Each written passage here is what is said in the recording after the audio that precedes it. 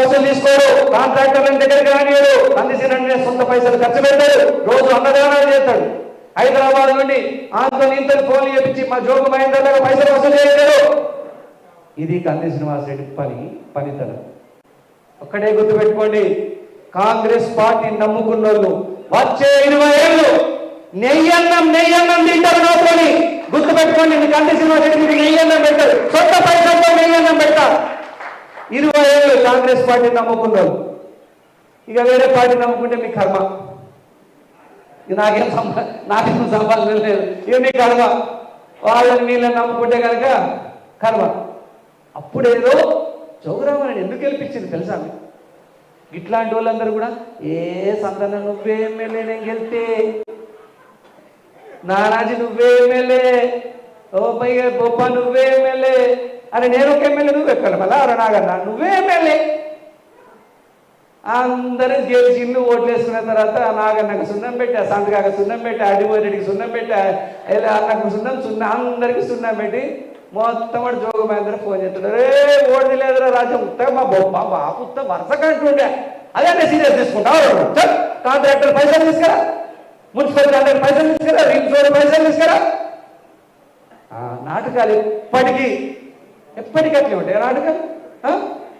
ఇప్పుడు ఒక్క మనిషి లేడు రామన్న దగ్గర. ఎందుకు ఇట్లా అయింది ఏమంటావు?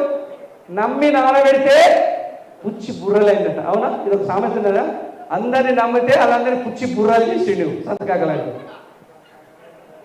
5 ఎకరాలు అమ్ముకున్నాడు, 10 ఎకరాలు అమ్ముకున్నాడు. మీకు తెలుసా, 2004 నుంచి 2009 దాకా జోగురామన్న 2004లో పోటీ చేసి ఓడిపోతే వీళ్ళందరూ మంచికి 10,000 వేసి జోగురామన్నకు బొలేరో జీప్ కొనిచ్చినందుకు మంచిగా అయింది. అన్నింటి వెనక వెళ్ళి పెట్టినా లేదా, అందరినా లేదా, వీళ్ళందరూ చందాలేసి జోగురామన్నకు జీప్ కొనిచ్చింది. తెలుసా మీకు? అసలు మీకు చాలా మంది కొత్త జనరేషన్ తెలియదు. రే నాగేనా, వీళ్ళందరూ మంచికి 10,000 చందా వేసి జోగురామన్నని జీప్ కొనిస్తే వీళ్ళందరినీ వెనకెళ్తా నేను. ఇప్పుడు ఏం చేసిండు? ఇప్పుడు మళ్ళీ దగ్గరికి పోతాడు కదా. జోగురామన్న గురించి తెలియని వాడే ఎవరైనా ఉంటే కొత్తోడు పోతాడు ఆయన దగ్గరికి తప్ప తెలిసినోడు ఎవరు. నీకు ఇంకోటి చెప్పారా, జోగురామన్న జెడ్పీటీసీ ఎలక్షన్ అప్పుడు నామినేషన్ కోసం పైసలు ఇచ్చి నామని పొందబెట్టిండు పాపం. ఆమె పేరు గాంధీ సుజాతన.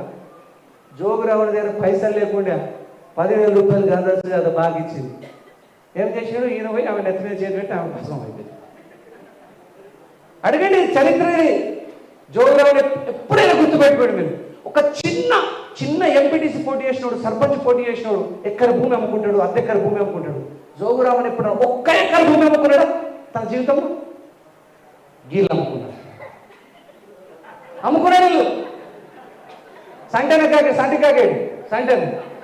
సంటికాక జోగురామన్న జాబులు ఇచ్చిన పైసలతో ఆదిలాబాద్లో ప్లాట్ కొనుక్కుంటే 20 కోట్ల మనిషి ఉంటున్నారు. 20 కోట్ల మనిషి. నేను అబద్ధం చెప్తలేదు. సంటికాకి ఇట్లా వీళ్ళందరికీ గుర్తేనా? జోగురామన్నకు దావతులే 30 లక్షల దావతులు ఇచ్చుంటాడు జీవితం మొత్తంలో. 30 లక్షలు. ఆ కాలం 2002, 3, 4, 5 అవన్నిటిలో కొనుక్కుంటే ఈరోజు 20 కోట్ల ఆస్తి ఉండే ఆదిలాబాద్లో. 20 తెలుసు. నేను అబద్ధం చెప్తాను, మనిషిని దగ్గర పెట్టుకొని అబద్ధం చెప్తానా? అందరు గుర్తు. నేనేం చెప్తున్నా అంటే, ఇగో ఇట్లాంటి వ్యక్తులందరూ కూడా ఎంత కింద జాకీ పెట్టి, జోగురామన్న సెల్ఫ్ ఉన్నది, సెల్ఫ్ లేదు, జాకీ పెట్టి లేపుడే, బండికి సెల్ఫ్ లేదు. ఇగో ఇట్లాంటి సంటికాక వీళ్ళు మంచిగా సెల్ఫ్ లేదు చెప్పి వీళ్ళందరూ మంచి బొలెరో వాహనం కొనిచ్చారు.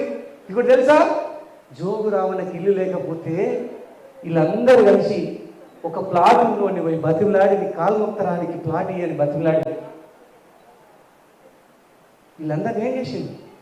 నమ్మి నానబోతే పుచ్చి బుర్రలు చేసింది. వీళ్ళందరూ ఎందుకు వచ్చారు? ఒక బాధతో. ఇన్ని రోజులు పవర్ ఉండే అన్నాడు. నా దగ్గర ఇప్పుడు ఏం పవర్ ఉన్నది? నేను ఎమ్మెల్యే కాదు, నేను ఒక సామాన్యమైన వ్యక్తిని. ఎందుకు వచ్చింది నన్ను నమ్ముకుని? ఎప్పుడైనా గుర్తుపెట్టుకోండి, అబద్ధం కొన్నిసార్లే పనిచేస్తుంది, కానీ మన నిజాయితీ, మన వ్యక్తిత్వం, మన ఆత్మగౌరవంతో ఉంటే బ్రహ్మాండమైన పదవులో వాడి తాత జేజమ్మ వస్తాయి మన ఇంటికి.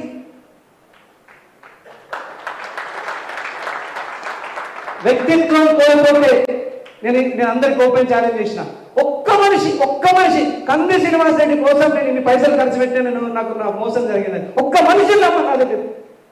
నేను 3 ఏళ్ళైంది రాజకీయాలకు వచ్చి. నేను ఎవ్వరు ₹1 తినేటోని కాదు, ₹1 ఖర్చు పెట్టించుని కాదు. ఏమన్నా ఖర్చు పెడితే కనుక నాకు తోచినంత ఇస్తాను. ఒక్కటి గుర్తుపెట్టుకోండి, మీరందరూ గుర్తుపెట్టుకోండి, రానున్న కాలం అంతా కాంగ్రెస్ పార్టీ, మనదే భవిష్యత్.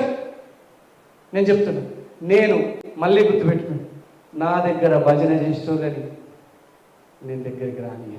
మీ అందరికి తెలుసు, కార్యకర్త ఏ కార్యకర్త పని చేస్తున్నాడు, గూడ రాంపూర్ ఎవరు పని చేస్తుండ్రు, గూడ ఎవరు పని చేస్తుండ్రు, ఆదిలాబాద్ రూరల్ మండలం ఎవరు పని చేస్తుండ్రు, చెప్పరాలు ఎవరు పని చేస్తున్నారు, రాయలవాళ్ళు ఎవరు పని చేస్తున్నారు, జగనందుల మండలంలో ఎవరు పని చేస్తున్నారు. మొత్తం నేను బీటెక్ చేసి ఇంజనీరింగ్ చేసిన, MBA చేసిన, అమెరికాలో MS చేసిన, నన్ను గురిని కొట్టియగలుగుతారు ఎవరైనా?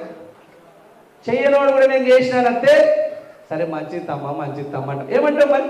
అమ్మా 10 మంది